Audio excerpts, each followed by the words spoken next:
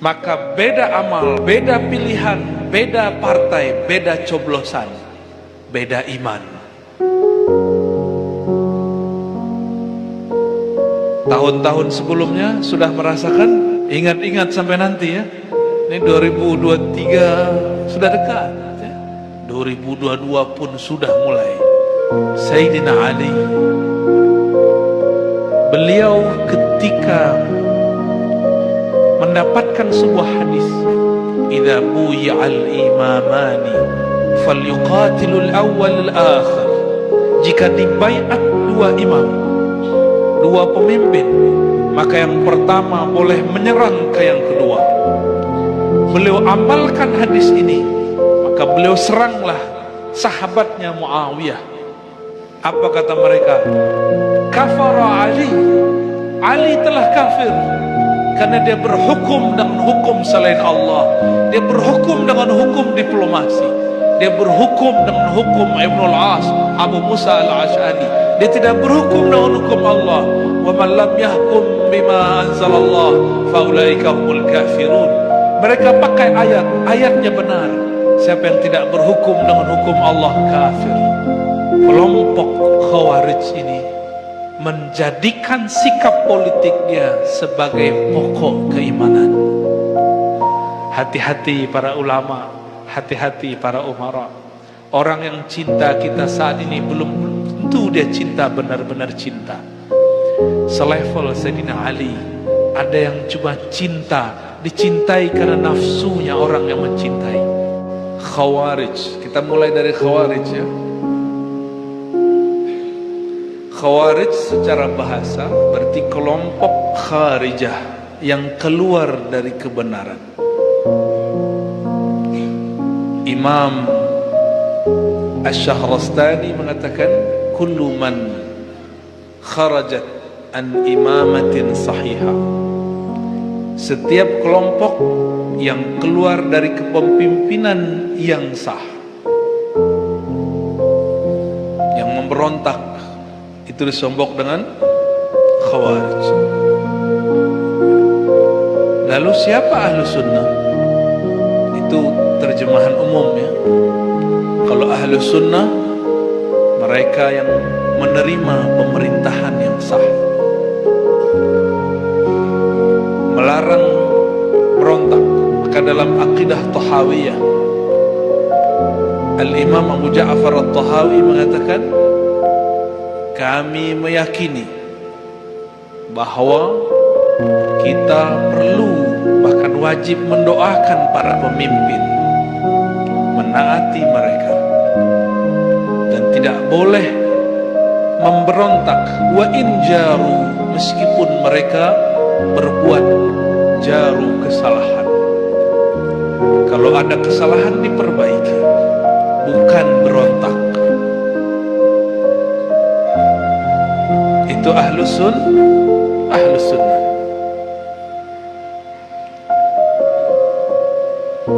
Kenapa Khawarij ini memfatwakan berontak? Karena ada satu kaidah yang mereka keliru dalam memahaminya. Apa kaidahnya? Mereka beranggapan kalau kita mengatakan iman itu tasdik, ikrar, amal, itu dibagi dua. Tasdik itu disebut usul. Apa arti usul? Pokok, aslul iman. Tasdik ada di kolbu. Tasdik ada di mana? Di kolbu. Makanya hadisnya menyebutkan antu'mina billah wa malaikatihi wa kutubihi sampai akhir hadis rukun iman. Engkau percaya dengan apa? Percaya dengan kolbu. Maka ahlus sunnah menggariskan bahwa aslul iman tasdik bil qalb. Pokok dari iman itu adalah tasdik, percaya di dalam kolbu. Ini ahlu sunnah wal jamaah. Tasdik dalam kolbu ini punya cabang. Cabang pertamanya ikrar, mengikrarkan. Sudah jadi bahasa kita. Apa arti ikrar? Melafazkan, menyatakan, memberikan persaksian. Yang kedua, al-amal bil arkan, aktivitas amal dengan zahir. Dari aktivitas itu muncullah kemudian amal, tindakan-tindakan politik, amal-amal jasad. Ahlus sunnah menganggap amal zahir adalah cabang. Kalau amal zahir berubah, cabang tidak berubah. Jika berbeda cabangnya, tidak berbeda pokoknya. Namun Khawarij berpandangan lain. Bagi Khawarij, iman itu tasdik dalam kolbu, ikrar dengan lisan, amal dengan jasad, dan semua ini disebut dengan pokok iman. Bagi mereka, ikrar itu pokok, amal itu pokok. Maka beda amal, beda pilihan, beda partai, beda coblosan, beda iman. Tahun-tahun sebelumnya sudah merasakan, cuma karena beda nomor coblosan keluar dari grup WhatsApp-nya, tengkar di Facebook, betul ya? Ustadz, guru, kiai dibentak oleh jamaahnya. Kawan saya dibentak kiai, guru saya dibentak ulama, wali Allah, cuma karena dia mengajarkan, wahai anak-anak, ini cabang iman, hanya cabang. Kalau kita berbeda dalam urusan politik, bukan berarti berbeda pokok iman. Jangankan urusan politik, ada orang kunut, satu tidak kunut, imannya sama gak? Jangankan antara orang kunut tidak kunut, orang yang tidak sholat tapi dia tidak ingkar kewajiban sholat pun masih beriman. Belum batal keimanannya. Jangankan antara orang sholat dengan yang tidak sholat tadi, bahkan orang bermaksiat pun, selama dia tidak menghalalkan maksiatnya, dia pun masih disebut mukmin. Apalagi cuma berbeda coblosan. Maka tolong diingat-ingat kaidah ini, saya sampaikan di mana-mana. Beda pilihan politik bukan berarti beda iman. Coba diulang. Beda pilihan politik bukan berarti beda iman. Diringkas, beda politik bukan beda iman. Coba dibaca. Ingat-ingat sampai nanti ya. Ini 2023 sudah dekat. 2022 pun sudah mulai. Beberapa bandara itu kita turun, baliho-balihonya sudah banyak. Calon stres sudah banyak ya. Benar, calon stres. Setiap selesai pemilihan umum itu banyak orang masuk rumah sakit jiwa. Tanya sama Paman Birin ya, kawan-kawan beliau lah.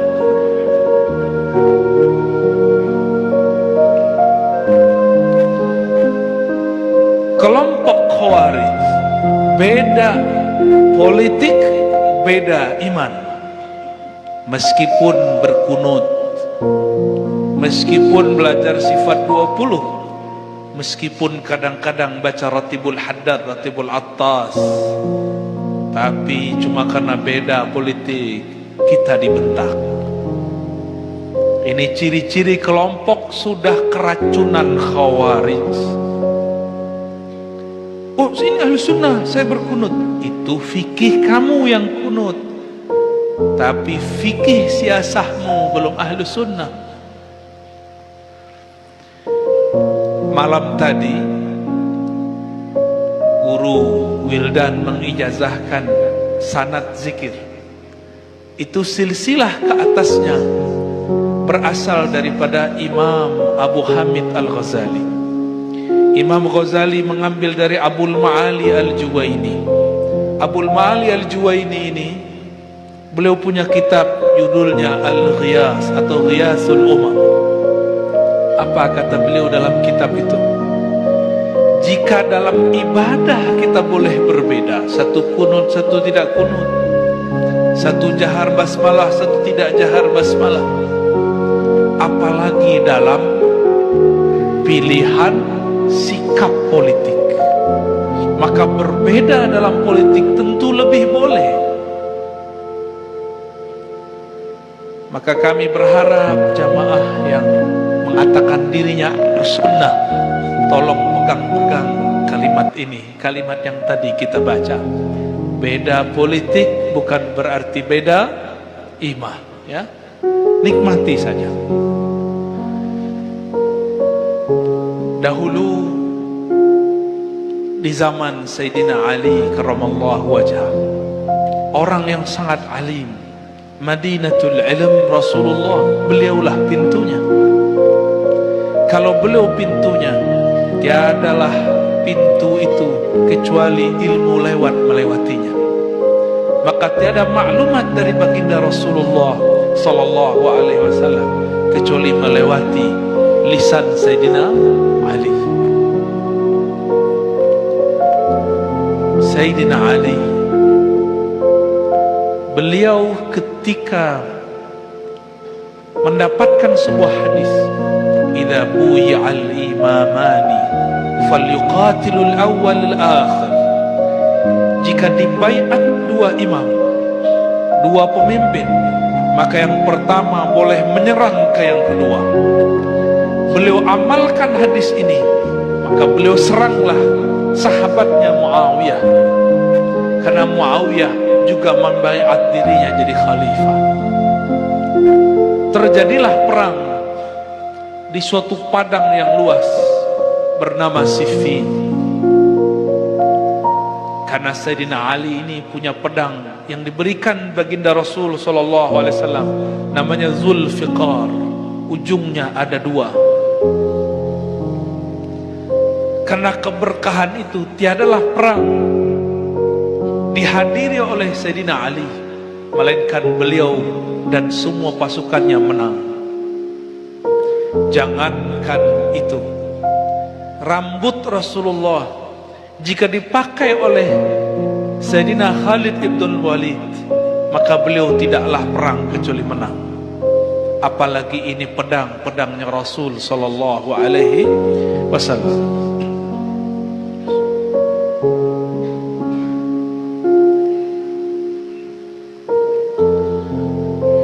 Namun Sayyidina Ali punya kisah. Di tahun ke-6 Hijriah, ini perang terjadi sekitar tahun 40 Hijriah atau sebelumnya. Di tahun 6 Hijriah, sekitar 34 tahun sebelum perang Siffin, Sayyidina Ali menulis perjanjian Hudaybiyah. Nabi, para sahabat sudah sampai di bukit Hudaybiyah. 10 sampai 15 kilo lagi sudah sampai di Mekah. Ternyata kafir Quraisy menahan Nabi Muhammad SAW. Tidak boleh masuk kepada Mekah. Lalu diusir, dibuatlah MOU, tidak boleh masuk Mekah. Akhirnya Nabi terima.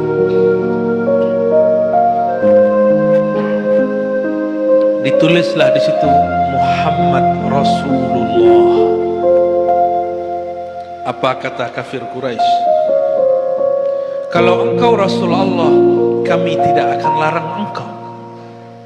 Tulislah Muhammad bin Abdullah. Apa kata Nabi SAW kepada baginda, kepada Sayyidina Ali? Ya Ali, hapuslah lafaz Rasulullah.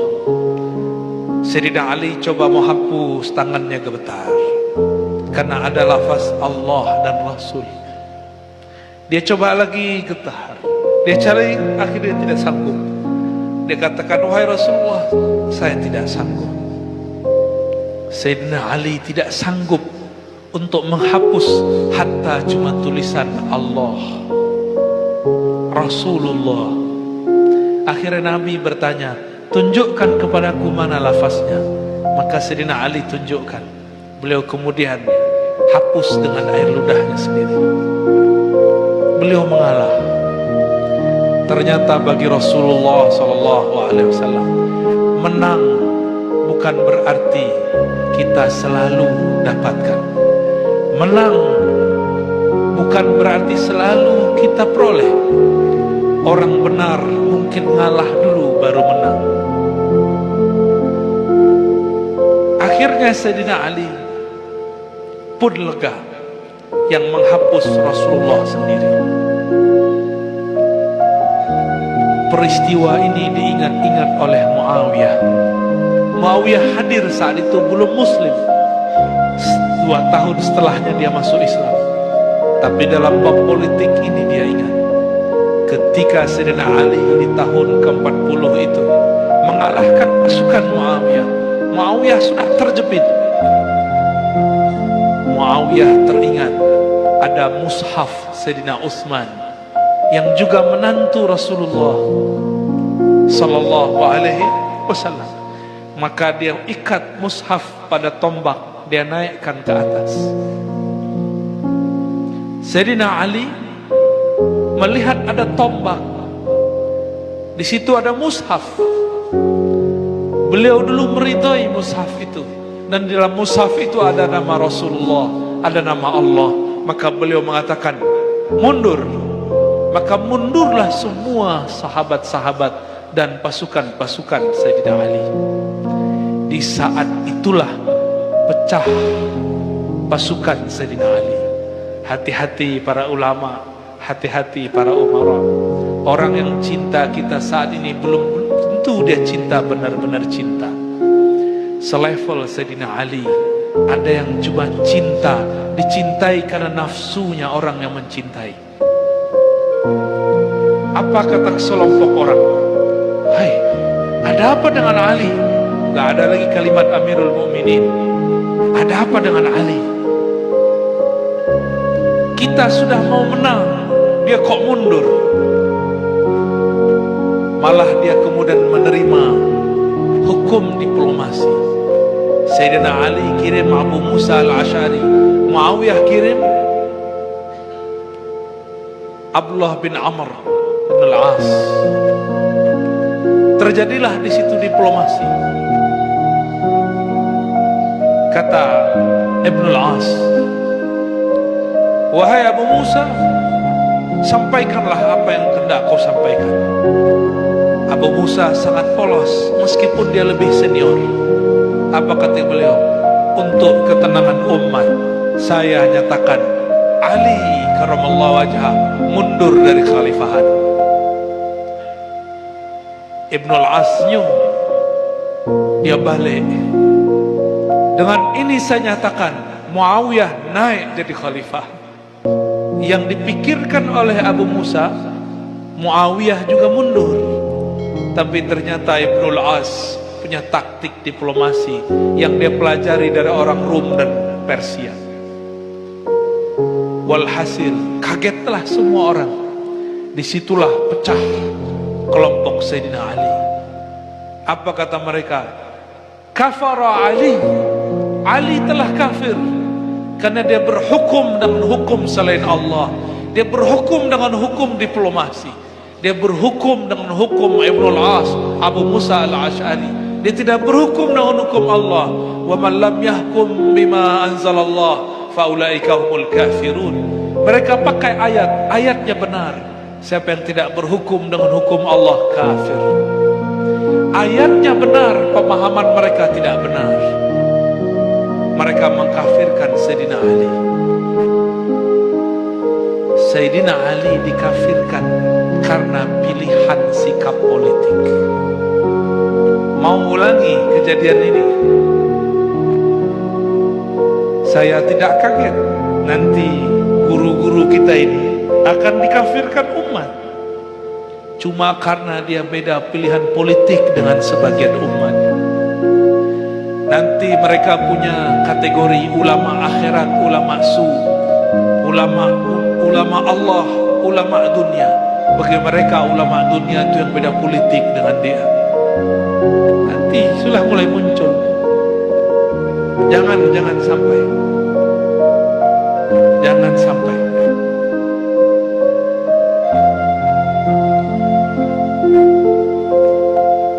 Kelompok Khawarij ini menjadikan sikap politiknya sebagai pokok keimanan. Inilah kesesatan Al-Khawarij. Kesesatan apa? Dulu saya kira yang jadi Khawarij cuma orang yang pakai tauhid uluhiyah rububiyah, lalu tauhid hukmiyah mulkiyah.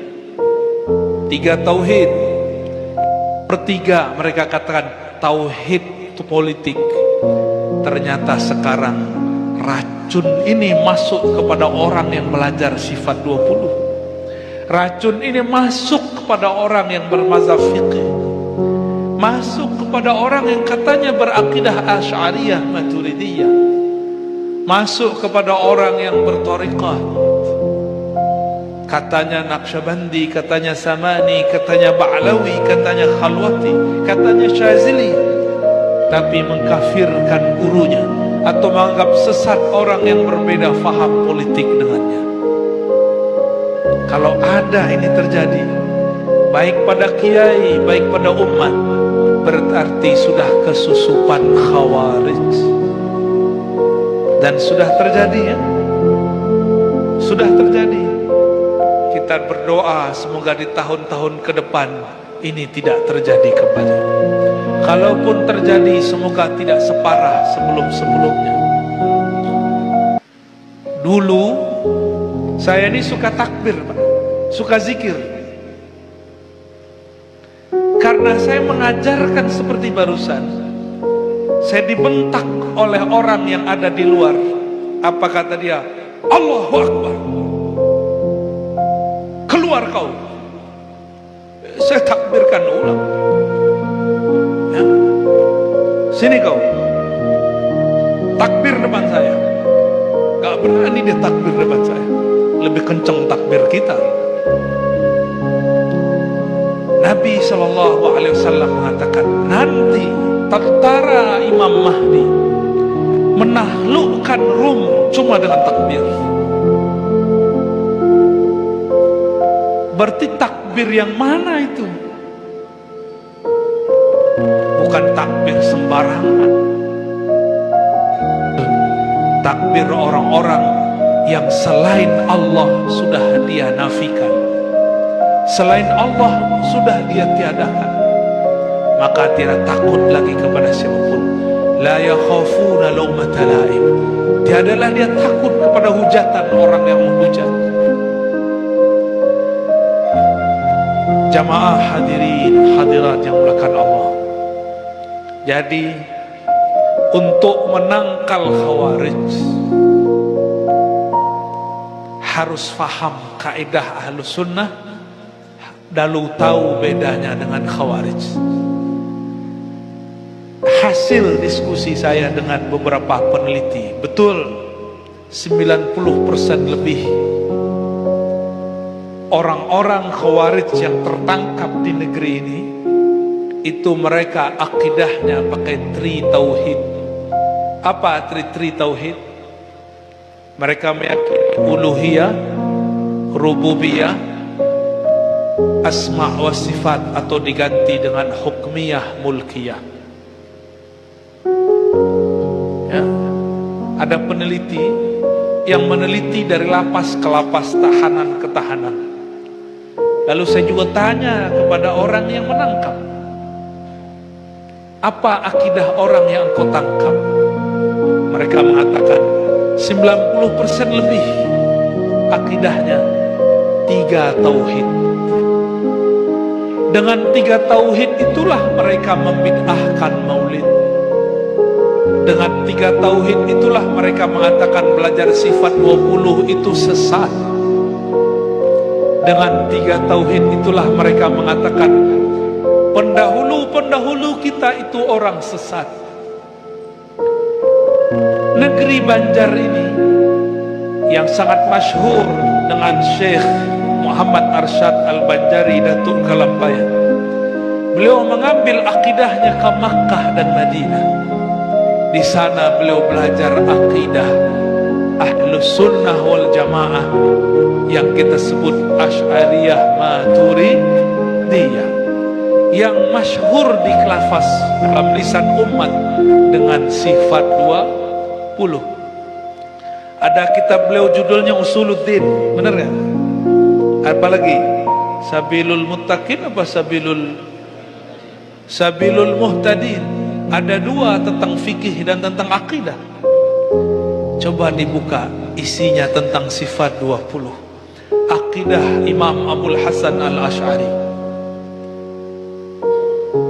Sekarang mereka mau ganti itu, mau nggak? Antum mau nggak itu diganti? Mereka bilang belajar sifat 20 sesat. Ridho nggak? Mau nggak itu diganti? Ya? Ini nggak semangat ini. Kayaknya mau diganti nih kayaknya. Maka jika ada pesantren, tolong jangan diganti akidahnya. Pesantren sekarang sudah ganti akidahnya. Yang dipakainya Soleh Fauzan, kitab tauhidnya Soleh Fauzan. Tolong diganti lagi para kiai. Bukan saya menggurui. Siapa yang mengganti itu telah berkhianat kepada yang mengawal, yang mengajarkan Ahlus Sunnah di negeri ini dulu. Syekh Muhammad Arsyad Al-Banjari. Syekh Muhammad Arsyad itu kakek guru daripada ulama kami di Minangkabau, Syekh Ahmad Khatib Al-Minangkabawi. Beliau berguru kepada Syekh Nawawi Al-Bantani. Syekh Nawawi Al-Bantani berguru kepada Syekh Muhammad Arsyad Al-Banjari. Jadi orang Banjar ini kakek guru saya. Ya, saya tidak ridho kalau di sini akidahnya diganti. Ya, bisa putus nanti sanad ilmunya, bisa hilang nanti madatnya, keberkahannya. Maka kita sokong guru-guru kita yang masih mengajarkan sifat 20 dengan sanad yang bersambung kepada guru-guru. Ya. Dengan ini Bapak Ibu yang muliakan Allah, mari pertahankan akidah Ahlus Sunnah. Mari kita tangkal, kita waspadai akidah Khawarij, akidah teroris, akidah ekstremis, akidah kelompok radikal yang menjadikan agama sebagai kendaraan politik, yang menjadikan agama sebagai alat-alat politik. Bagi kita bukan begitu. Politik sebagai alat menyebarkan agama, bukan sebagai agama yang dijadikan alat politik. Wallahu a'lam bishawab.